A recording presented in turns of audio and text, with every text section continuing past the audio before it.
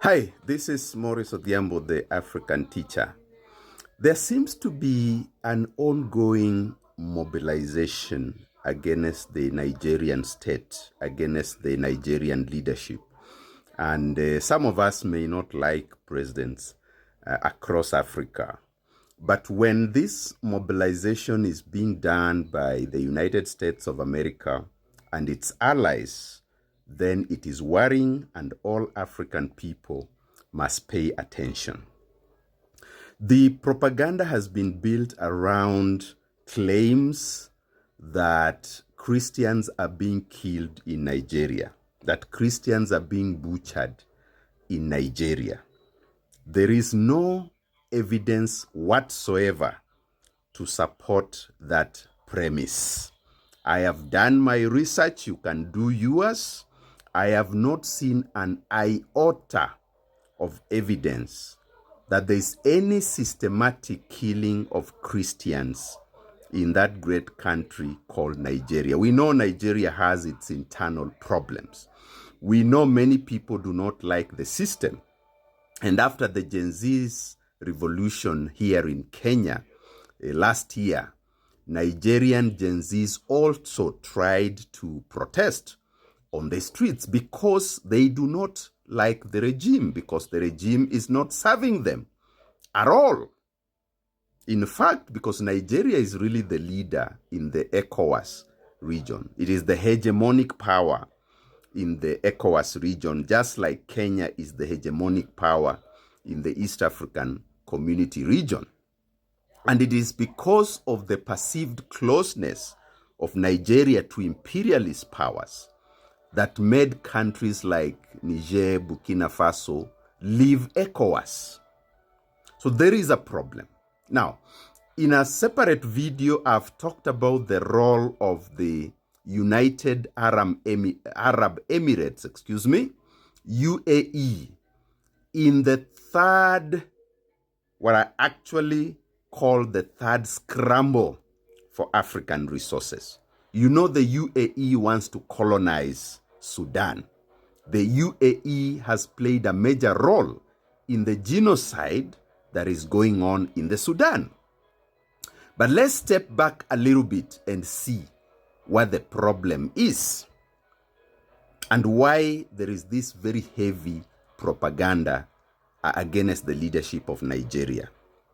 First of all, the United States of America is a dying empire, and no empire just fizzles out like that. So it is fighting back. You've seen that fight back through tariffs, and now there's a resurgence of militarism within US policymaking circles. This is why the US is preparing to attack Venezuela under the pretext of fighting drugs. We know for many years what the United States of America has done to countries in South America. We know the destabilization. We know the militarization. It is all recorded. Just read Klein's famous book on capitalism, and you'll see all the campaigns of destabilization that the United States of America has undertaken in South America, because it has always considered this to be within its sphere of influence. Now, what is going on in Venezuela? Venezuela has the richest deposits of oil in the world. That is very well known. The Western world has always done a mapping of these resources. The Western world knows which country has which resources and in which quantities and qualities and so on and so forth. So the regime change plan, and it did not start today, it started with Hugo Chavez many years ago. The regime change plan for Venezuela is now in full swing. And from the way I see it, because USA is now competing with China, and of course the UAE I've talked about is also a player in this process. And of course Russia is also very much involved in the African theater. So we are seeing a full-fledged third scramble for African resources led by these countries.